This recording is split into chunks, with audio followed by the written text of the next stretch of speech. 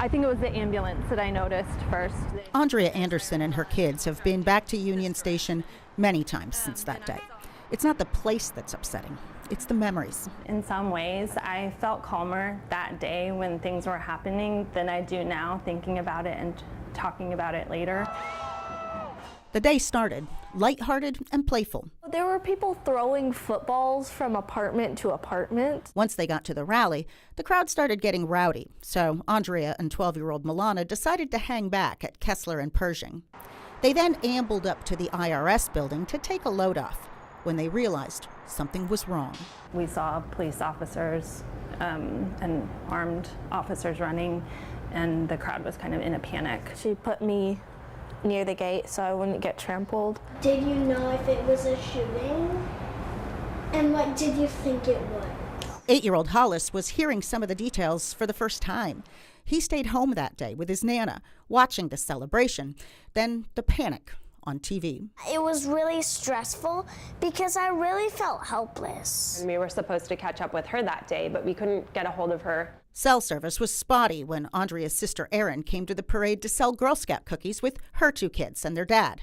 They were away from the melee. All of a sudden, an officer yelled, "Move!" They all returned together to point out where Aundrea and Milana ducked into a parking garage for cover with 20 to 30 others. I put her in front of me just so I could see where she was, and we came all the way down here.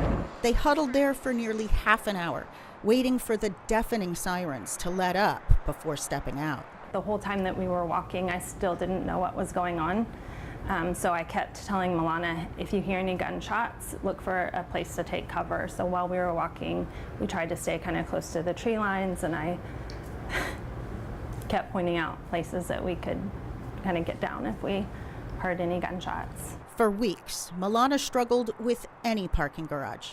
She's better now, and her mom now thinks of all the people who banded together in their time of crisis. When I think back, that I'm grateful that there was still strangers that were willing to comfort my daughter and me too, when nobody really knew what was going on. Her sister, on the other hand, is disheartened. It's hard because I think we need more than ever events and situations where people can connect, and we want to feel that sense of humanity and collective, pride in the city or whatever it is that we're excited about. But it's just really sad that it feels like that's harder and harder to do without putting your own life at risk or lives of people that you care about or strangers. Patsy Webster, KCTV 5 News.